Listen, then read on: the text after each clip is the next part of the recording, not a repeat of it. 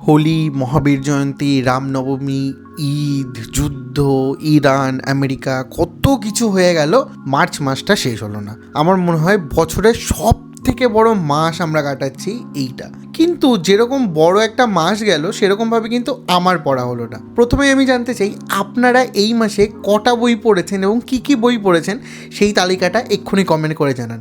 এবং দেখুন আপনার সাথে অন্য কারোর কোনো বই ম্যাচ করছে কিনা। আমি জানাবো এই ভিডিওতে এই মাসে আমি কোন কোন বই পড়ে শেষ করলাম বা কোন কোন বই পড়লাম। এই যে মাসে পড়া আমার বইগুলো এক এক করে আমি দেখাবো এবং এই বইগুলো সম্পর্কে এই ভিডিওতেই ছোট করে জানাবো। তো চলুন আজকের ভিডিওটা শুরু করা যাক। এই মাসে প্রথম আমি যে বইটা শেষ করেছিলাম রামনাথ বিশ্বাসের লেখা দ্বিচক্রে কোরিয়া ভ্রমণ, এই বইটা। এবং এই বইটা কিন্তু জাস্ট ওয়ান রিডিংয়ে শেষ হয়ে গেছিলো। ছোট্ট একটা বই, বিন্দু বিসর্গ পাবলিশার থেকে প্রকাশিত হয়, মাত্র 200 টাকা মুদ্রিত মূল্য। আমি এখান থেকে রানাঘাট কৃষ্ণনগর ট্রেনে যাতায়াতের পথেই পড়ে শেষ করে ফেলেছি, 1.5 ঘন্টাও সময় লাগেনি। ছোট করে যদি বলি এই বইটা সম্পর্কে, তাহলে এই বইটাতে কিন্তু সেরকম সময়ের কোরিয়াকে দেখানো হয়েছে যখন জাপান তাদের উপর রাজত্ব করছে, অর্থাৎ জাপান অধীনস্থ কোরিয়ার সময়কাল এখানে তুলে ধরা হয়েছে। রামনাথ বিশ্বাস নিজের সাইকেলে করে ওই দেশে গিয়েছিলেন এবং তার এক্সপিরিয়েন্স কীরকম হয় সেটাই কিন্তু এই বইতে লেখা আছে। এর থেকে বেশি জানার জন্য একটা ভিডিও আছে, সেই ভিডিওটা দেখতে পারেন। ডিসক্রিপশন বক্স এবং কমেন্ট বক্সে আমি ওই ভিডিওটার লিঙ্ক দিয়ে রাখছি, সেখান থেকে দেখুন।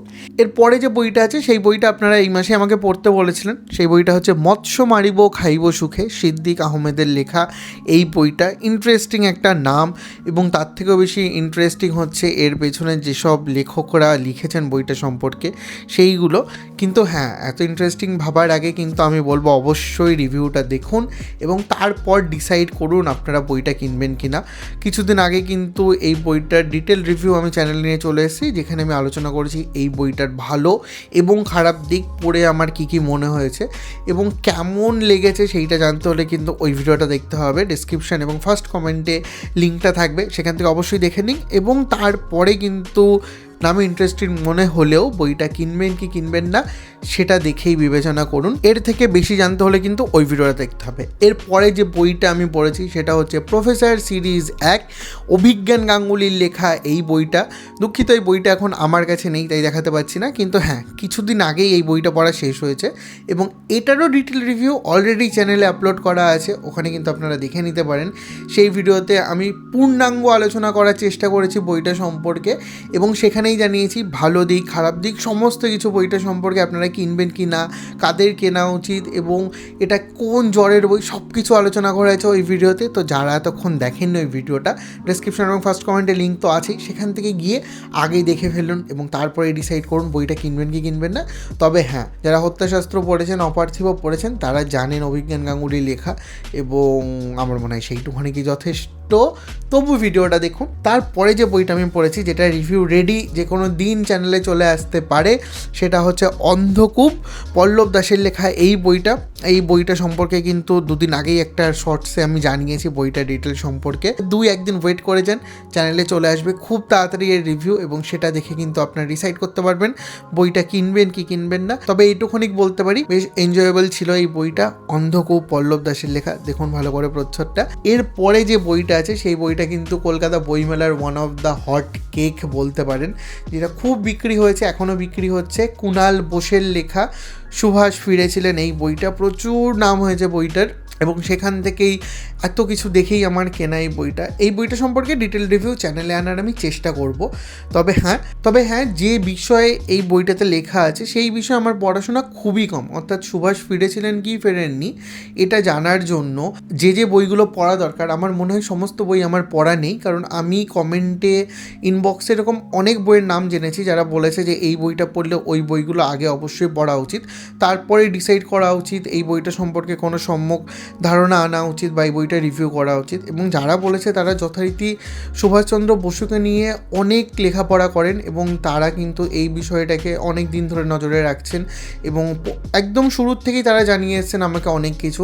তাদের কথা আমি কখনোই ফেলতে পারি না এবং সেই কারণেই আমার মনে হয় যে এই বইটা নিয়ে ভিডিও বানানোর আগে অবশ্যই আমাকে আরও অনেক বই পড়তে হবে এবং তারপরে এই বইটার সঠিক হয়তো জাজমেন্ট বা এই বইটা সম্পর্কে রিভিউ আমি করতে পারবো বা বলতে পারবো দুটো কথা।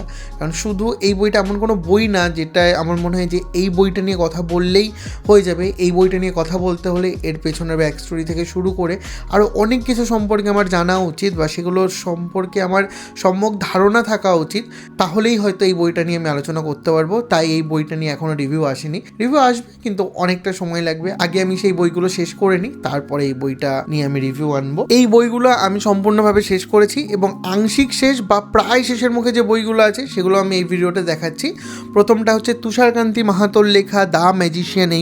এই বইটাও একদম শেষের দিকে, আমার মনে হয় আর ওই 20 থেকে 25 পাতা মতো বাকি। 2-1 দিনের মধ্যেই আমি এই বইটা শেষ করে ফেলবো। এবং তারপরে যে বইটা আছে সৌরভ মজুমদারের লেখা বিব্রত বিবর্তন, এই বইটা সম্পর্কেও কিন্তু আমরা আলোচনা করেছিলাম লেখকের সাথে লাইভে, এবং এইটারও আর কিছুটা বাকি আছে, ওই 30% মতো বাকি আছে, প্রায় 70% শেষ। এই বইটাও কিন্তু মার্চেই পড়া হয়েছে, অনেকটাই শেষের দিকে, জাস্ট একটুখানি বাকি আছে। তবে বাকি যে বই দুটো আছে একদম জাস্ট ধরেছি এপ্রিল রিডে হয়তো আপনাদের সামনে চলে আসবে। রবার্ট বারের লেখা ইউজিন ভালমন্ট সমগ্র এই বইটা, যেটা একটা অনুবাদ বই অরণ্যবন প্রকাশনীর, অনেক দিন আগে কিনেছিলাম, এই বইটা আবার শেষ করতেই হচ্ছে। এবং তাছাড়াও 5 বছর আগে আমার কাছে আসা একটি বই, যে বইটা আমি তখন হয়তো পড়ে শেষ করিনি, এখন আবার প্রথম থেকে শুরু করেছি, সিদ্ধিগঞ্জের মোকাম, মিহির সেনগুপ্তের লেখা এই বইটা, সুপ্রকাশ থেকে প্রকাশিত একটা বই, এবং এখনও তো আমার দারুণ লাগছে। এই বইটা একদম শুরুর দিকে, ইনিশিয়ালি 50 পাতা হয়েছে, কিন্তু দারুণ একটা জানি। আশা করি এগুলো শেষ করে আপনাদের সামনে নিয়ে চলে আসবো এপ্রিল রিডস। তবে তার আগে অবশ্যই কমেন্ট করতে ভুলবেন না আপনারা কোন কোন বই পড়ে শেষ করলেন মার্চে, বা কোন কোন বই পড়লেন। অসম্পূর্ণও কিন্তু তালিকায় থাকা উচিত, কারণ সেগুলো মার্চেই পড়া। এরকম বইও থাকতে পারে যেটা হয়তো কমপ্লিট করতে পারেননি, সেটাও কমেন্ট করে জানান। আজকের মতো এটুকুনি, কি দেখা হবে পরের দিন পরের কোনো ভিডিওতে। ততক্ষণ ভালো থাকবেন, বই পড়বেন।